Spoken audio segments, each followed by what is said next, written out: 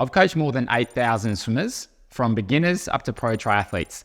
In this video, I'm going to share with you everything I know about freestyle that will take you from feeling like you're stuck in the mud with your swimming to gliding effortlessly through the water. The very first thing we always have to do when we swim is make sure that we are relaxed. And a big part of our relaxation comes down to breathing.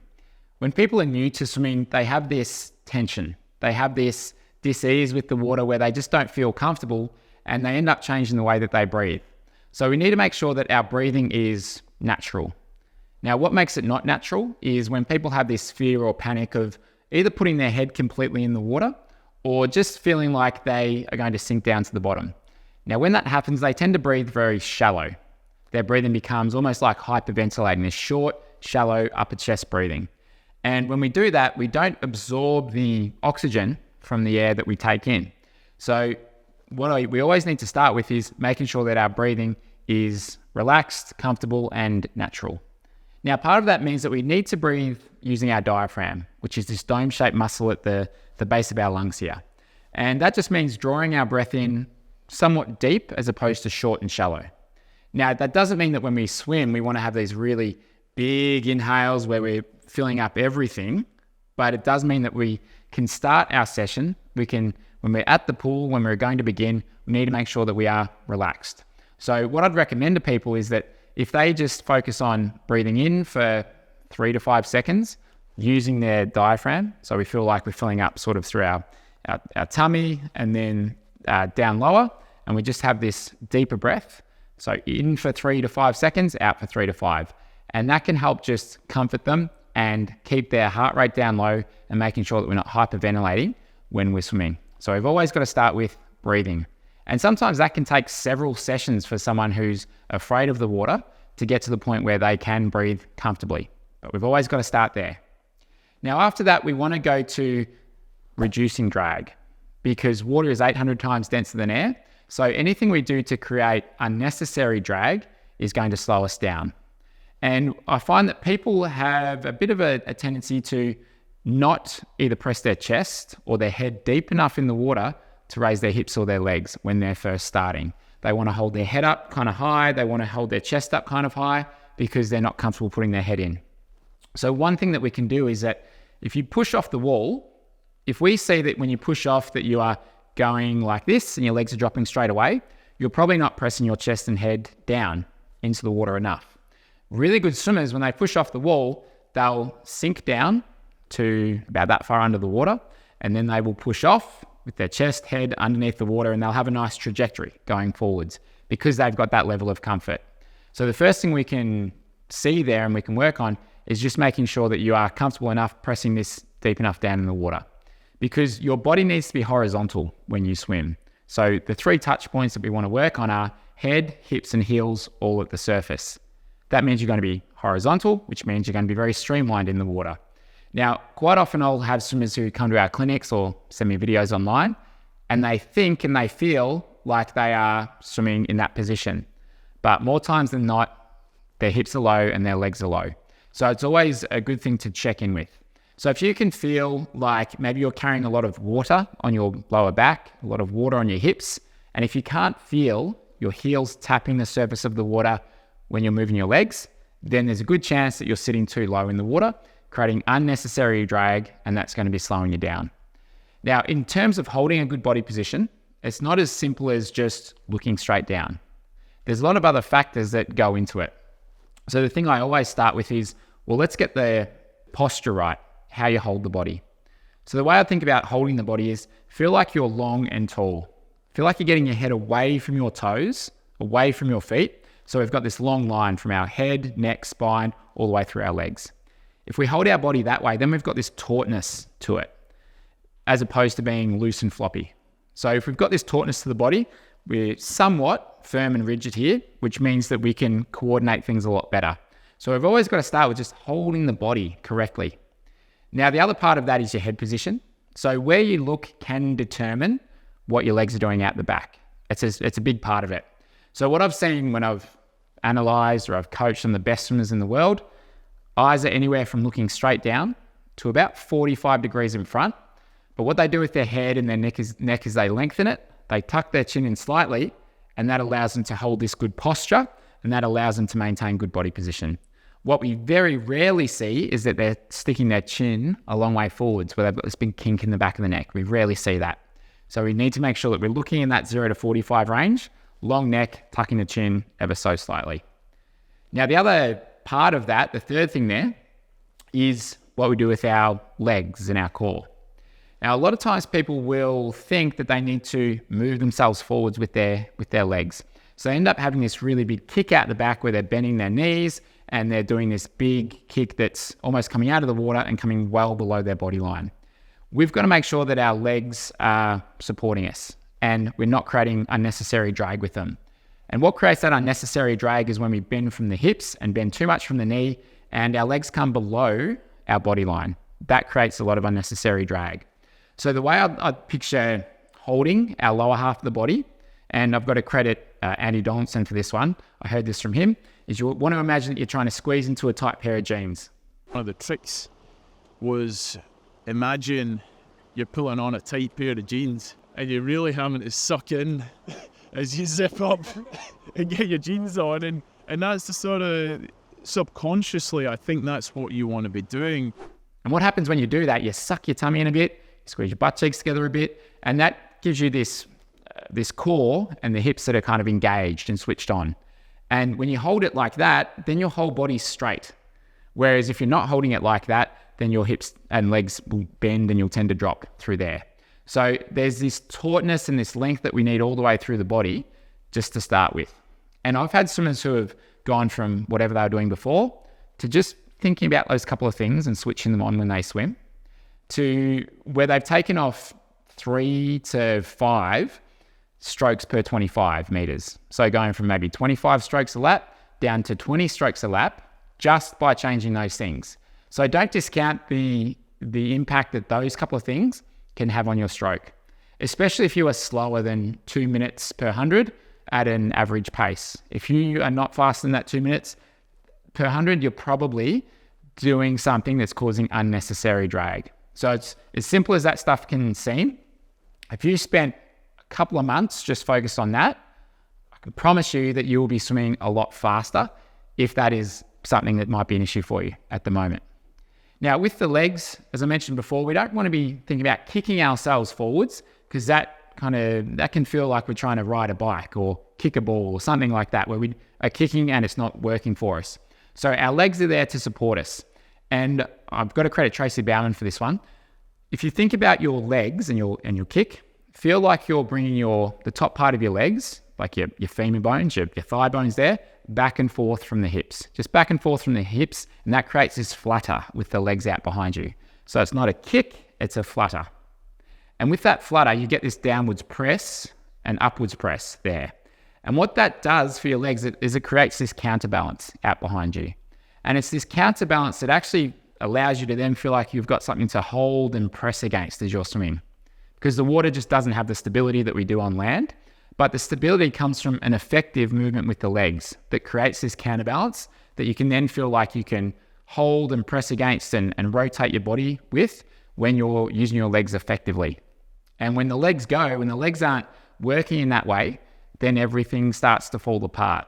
So while the kick isn't that important for propulsion, it's really important for helping create this counterbalance to then be able to coordinate the stroke with.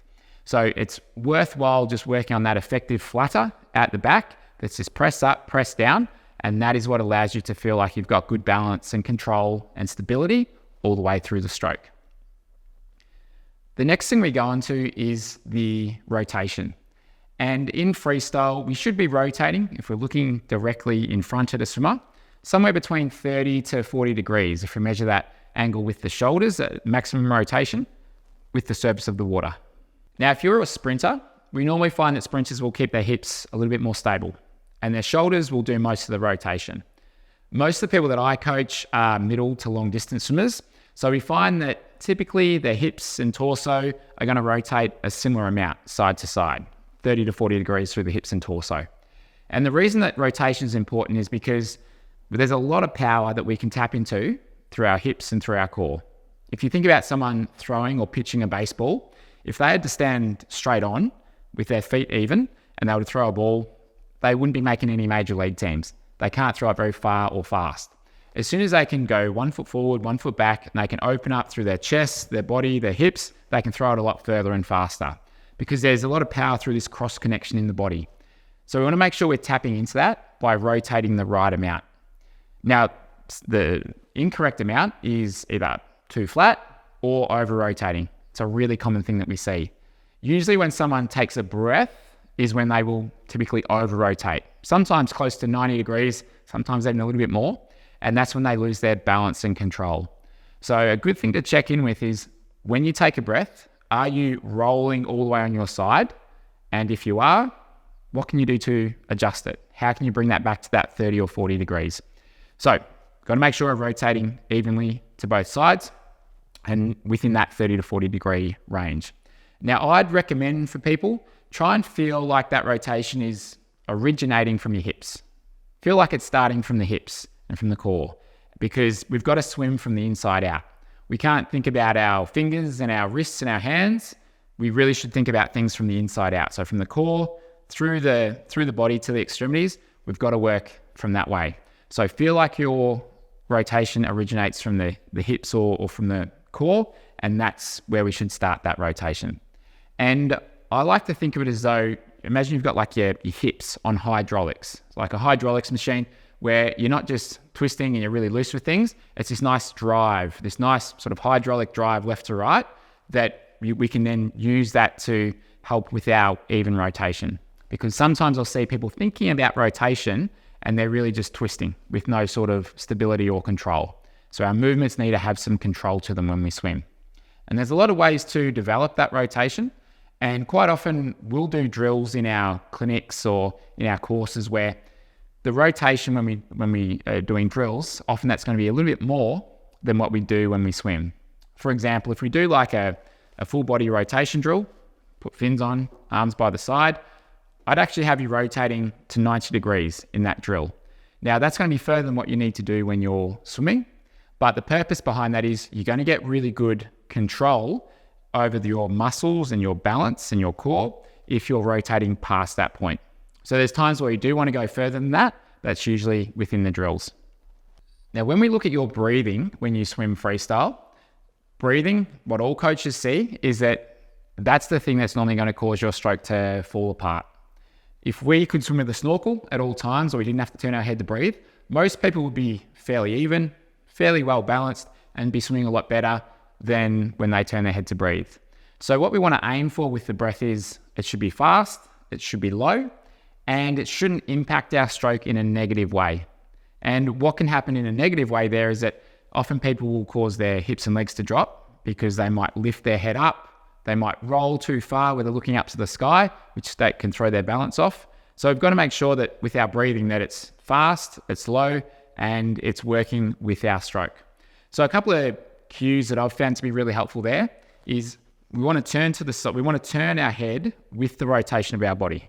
So we want to time it together. So as you turn to breathe, turn the head with the shoulder roll, come back with the shoulder roll.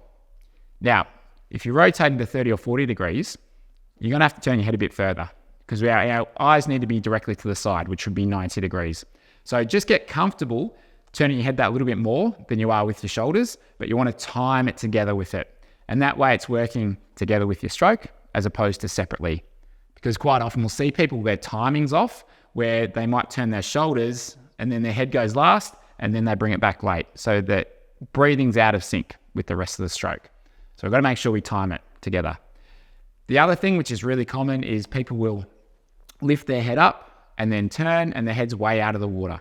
And your head weighs a couple of kilos. If you lift that up out of the water, it's probably going to drop the back end. So that's a big factor that plays into body position is how you're breathing. So I want to make sure we're looking directly to the side. Now, in the pool, we usually want to try and keep part of that bottom goggle in the water. But sometimes we see that that's not always the case, especially with sprinters and some distance swimmers where they are looking directly to the side, but their head's actually a little bit higher out of the water because they've got either this more of a loping stroke where they sort of bounce a little bit in the water. So the main thing that I look for there is that as long as you're looking directly to the side, your head can be a little bit higher. It is good to work towards a bit of split vision breathing, half the head in, half the head out, but it doesn't have to be perfect necessarily. And if you're swimming in the open water and it's choppy, well, adjust to the conditions. You might have to turn a little bit further to avoid taking that water in. So just adjust your technique depending on the events that you're doing. The recovery part of your stroke is when you bring your arm over the top of the water. And in your recovery, it's called recovery because you should be relaxed. There's no need to use excessive tension or effort to bring your arm over the water because that's not where we're applying force. So use it as a bit of a recovery. So I like to think about the hand, the wrist being relaxed as you come over the top of the water. You'll have a little bit of tension through your shoulder. You might feel like your elbow is really driving that recovery, but we want to stay generally relaxed as a part of it. And I think one thing that people get taught is a high elbow recovery. But the way that gets interpreted is if the hand is very close to the body, people tend to jam themselves up. So we need to make sure that our high elbow recovery isn't this here. I see it more as have the elbow pointing to the sky. As you swing your arm over the top, elbow should be pointing mostly upwards as opposed to behind you, because that's how your arm and your shoulder moves a lot better if your elbow's there as opposed to if your elbow is here. That's not as comfortable, but that is a lot easier. So elbow pointing up to the sky instead. And another good way to think about that is feel like you're swinging your elbow over the top of the water, almost in like a rainbow sort of shape over the top there, as opposed to some people are very wide and flat and very low, but we need to come over the top a little bit there. And so I like to think of this open sort of swing with the arm, not swing where you're too wide, somewhere in between this classic high elbow position to that wide position, somewhere through there. Go with what feels comfortable and what feels natural for you. So that's our recovery. Now that leads on to the entry position. And what you see with most elite swimmers, and there's always exceptions, but most elite swimmers tend to enter with their fingers first. So it's good to think about that middle finger coming over, hitting the water, entering first with our elbows somewhat elevated. It's almost like this triangle position when we see it from the side. If you enter fingertips first and then you extend forwards underneath the water, that's going to get rid of a lot of the bubbles and the turbulence on the hand by the time you start your catch. Now, we're not looking for a completely clean, no bubbles catch. If you're going at speed, very likely you're going to have some bubbles on your hand as you're going through the stroke.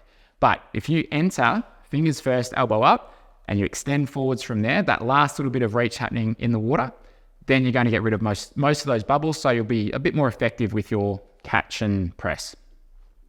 Now, one thing that we see there is a good position to enter the water in is anywhere from about your elbow to about your knuckles. So in this sort of range is where we'd want the hand to be.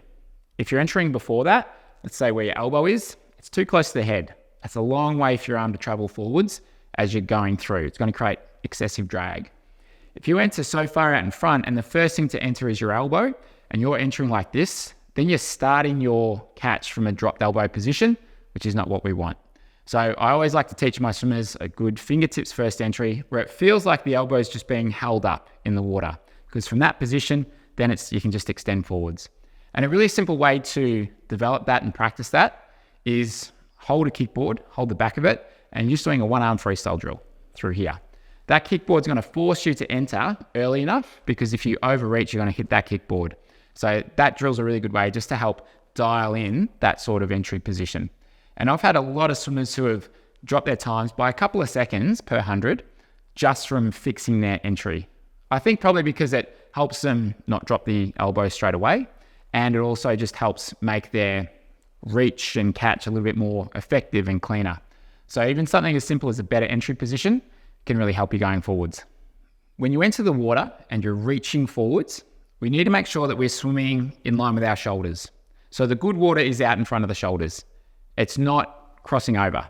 Now, a really common mistake that we see is that people are entering and they cross the center line, really sending all of that momentum in that direction. But we need to go from here to here. We need to go forwards. So we've got to make sure that momentum keeps going forwards. So I talk about this as swimming on train tracks. As you've got these train tracks in line with your ears, we want to enter in line with our ear or shoulder and go straight forwards each and every time.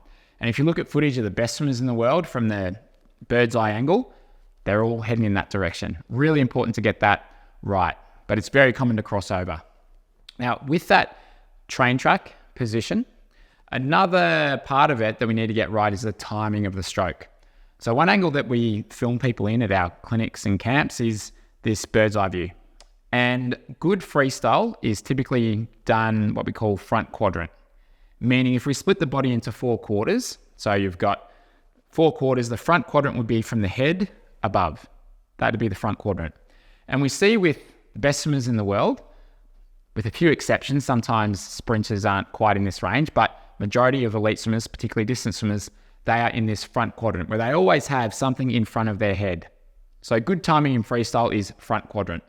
So when we look from above, we should always see at least a hand or a forearm or an elbow out in front of the head at all times through the stroke. Now, it doesn't mean we want to do this full catch up. That's not good either. But we do want to make sure that there's always something in front. And a lot of times people who are maybe struggling with their breathing or people who are sinking a lot, quite often it's their timing is out. So it's good to think about always keeping something in front. And a cue that I've used for that, and I find this helpful for most people, is the cue of slow to fast.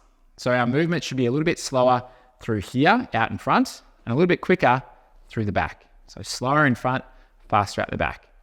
And if you take your time just reaching forwards, you're not stopping as you go here, but you're just going to take a little bit more time, slow that down. That gives the other arm a little bit of time to start to catch up, so then you can switch once you're in this position. Whereas a lot of people tend to just rush it in the front. So if you're not in that front quadrant, you're probably just rushing the arm in front of you. So a little bit slower, be a bit more patient. That can help you be in that front quadrant. And that can help you feel like you're much better balanced and in control of your stroke, as opposed to feeling like you're sinking and things are a rush and you're on this treadmill that there's no pause button to. So we want to make sure we're swimming front quadrant. The next part of the stroke, and one of the last things we start to work on, is what's happening with your arms under the water. Your catch and pull or your catch and press, this is where most of your propulsion is going to come from. So we've always got to start with minimize drag. That's number 1. Then once we've started to minimize the drag and we've got good head and body position and effective legs, we can then start to work on the catch and pull. Now, the thing with the catch and pull is it can feel a bit of a challenge to be good at this and be effective at it. And it does take time. If you're new to the sport, you're not going to get this on day one. This will take some time. But I find that this is the 80-20 of the stroke. It's that 20% of the stroke that can make 80% of the difference. So it's worthwhile investing the time into a really effective catch and hold of the water, as long as you've got those other things in place first. So the catch, I consider the catch to be, once you're out in front and you're on your side, down to here, where your fingers are pointing down and your arms at about 45 degrees. So this initial movement, this is your catch here. This is not the power phase of your stroke. If we think about overhead movements, we're not that strong, especially compared to movements here more underneath us.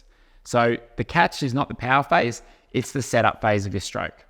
If you can moderate the power that you're putting in and have more of a focus on setting up a good position, which I'll explain in a moment, then you're going to be much better off through the rest of the stroke. Too often people are trying to muscle their way from here through there. But if you're putting a lot of force in, most of that force is just going to go in a downwards direction because you're not set up to effectively press back. Because if we want to move forwards, we've got to make sure our big paddle, which is our hand and forearm, is facing mostly backwards.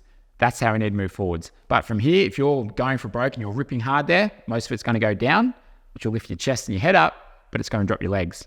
So we need to make sure that the catch, might feel like a 3 or a 4 or a 5 out of 10 in terms of effort. So we're not just going completely limp with it, putting a little bit of pressure on, but more power, more pressure will come as we're coming under the body. So our catch, it's the setup phase. 2 things I like to see there. Fingers need to point down at the end of it, and the elbow needs to bend. Quite often we'll see swimmers as they're going through their catch, they are straight with their arm. This elbow gets locked out and they have no bend in it whatsoever. So we need to point the fingers down, bend at the elbow.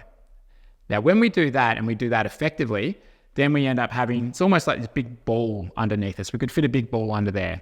And that just means we've got this big surface area that we can use to hold the water and then move ourselves forwards.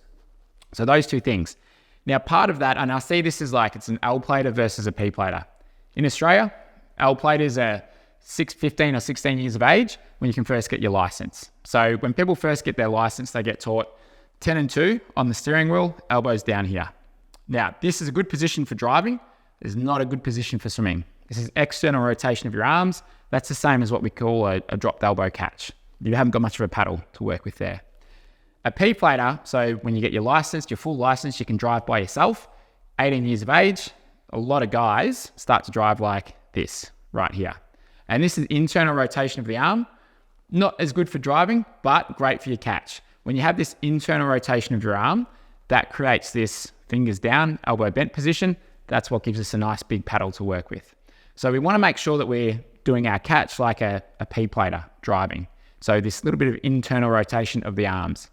Now, a mistake that a lot of people make there is they really internally rotate their shoulder to an uncomfortable position that is not strong. This is loading up the front of my shoulder right here. So it's more of the arms internally rotating. The shoulder's not doing much of it because this is going to compromise our strength. So it's about finding that right amount of internal rotation and doing it in the right position. So once we've got that position, we then want to make sure from there that we are holding this arm firm, holding this arm strong. Now from here, people then feel like they need to pull their arm back to their hip to move forwards. But there's no point just pulling your arm backwards in the water because it means that your arm will move, but your body is not going to move forwards. So a good distinction to make is once you're here, feel like you are almost anchored in the water, like you're holding your arm there. And if you just go from here where you're on your side and you rotate onto the other side, well, your body's going to move past that point. And naturally that hand will just exit past the hip because it's anchored and your body's moving past it. That's a much better approach at moving yourself forwards as opposed to thinking from here, all right, I've got to pull back as hard as I can and get my hand past the hip. Because what moves us forwards is that connection from our arm in the water through our shoulder, through our body, our core, and our hips, and a bit with our legs, right? It's that coordination of that movement. So if you imagine like a ladder underneath you, that ladder is going to have rungs on it.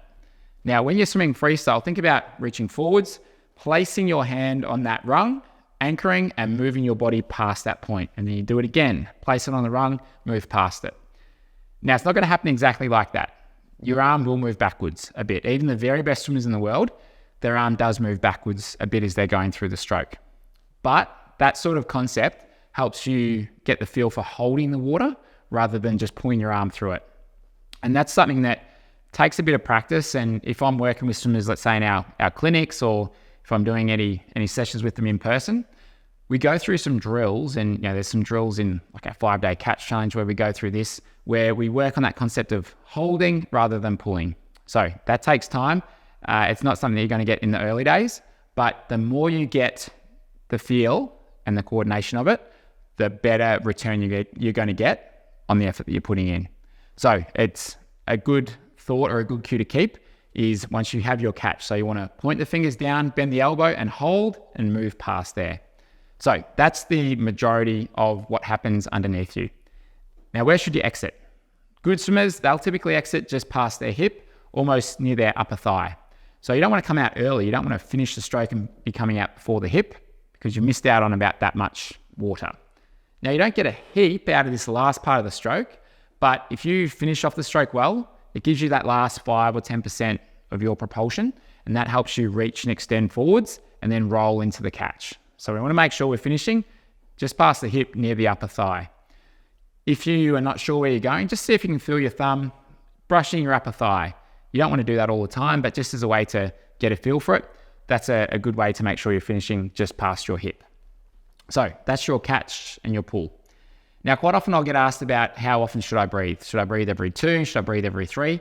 It's a very individual thing. I personally like to breathe every 2 strokes, especially when I'm racing, and just to the one side. But I do think it's a good skill to be able to breathe to both sides. So in your session, maybe you do 20 to 30 or 40% of your session breathing to your non-preferred side. Because if we only breathe to the one side, we tend to develop our stroke in a very uneven way. Tend to get a lot more powerful usually on our breathing side here, and a little bit weaker on the non-breathing side. So it is worthwhile breathing to both sides in training. And the way you can do that, maybe you do breathing to the left on the way down, breathing to the right on the way back. So it's a skill worth developing, especially if you're swimming open water. you're going to likely have to breathe to your non-preferred side at some point. If there's waves and wind and chop on your preferred side, well, it makes it hard to breathe. So sometimes you have to breathe to the opposite side. In terms of how often you should breathe, it's very individual, and it comes down to what you train. So you look at someone like Ariane Titmus, she goes 2-4, 2-4 when she's racing, and she trains that. Most people can't do that effectively, but she trains that and it works for her. A lot of distance swimmers, a lot of them will go every 2, some every 3, but most will be every 2 strokes. So it really just depends on the event that you're training for. Because number one, you've got to get enough air in. If you're not getting enough air or enough oxygen, you're not going to last very long. So we've got to make sure we're getting enough air in. So don't try and breathe every 3 or every 4 because you heard it's a good thing to do. You've got to make sure that you're breathing enough to get enough oxygen in. But then just find whatever feels best for your rhythm and tempo. Now, the final piece of the puzzle is looking at the rhythm and the timing of the stroke. And this is that dance part of the stroke. This is that part of the stroke that is a little bit more about how you feel in the water. And it's this kind of beat or drum beat in the back of your mind that you get in tune with as you're swimming. So with the rhythm and the tempo, sometimes this can come down to your breathing pattern, your kick tempo, whether it's a 2-beat kick, a 4-beat kick, or a 6-beat kick, and that can change within a race as well. And then it's also just about practicing that sort of rhythm and tempo when you're racing. For example, if you look at, say, like a 1500 freestyle, you look at some of the best swimmers in the world, they might do 1400 meters with a 2-beat kick. Now, when it comes down to the last 100 meters, they're going to pick it up to likely a 6-beat kick. Now, that 6-beat kick can be harder to maintain because it uses a bit more effort, but they bring it in because it can help increase their speed in that last 100 with that 6-beat kick. So your rhythm and tempo and your kick can change depending on the speed that you're going. So it's worthwhile developing these different gears and different speeds and different strokes in a way for the different aspects of your race if you're racing. But that's really further down towards the end of the line. If you're fairly new to swimming, start with the basics. Get your breathing right, good head position, good body position, get the legs right. Those things can carry you very, very far in your swimming. So there's no need to go to the very end. If you're around maybe that 145 or slower per 100, just at an average pace, get those fundamentals right. That can carry you very, very far, all the way past that 145 pace per 100, and then start to look at those other things. Now, if you like this video, please like it, send it to someone that you know is swimming and trying to get better, and hit the subscribe button if you did enjoy this video. Thanks very much for watching.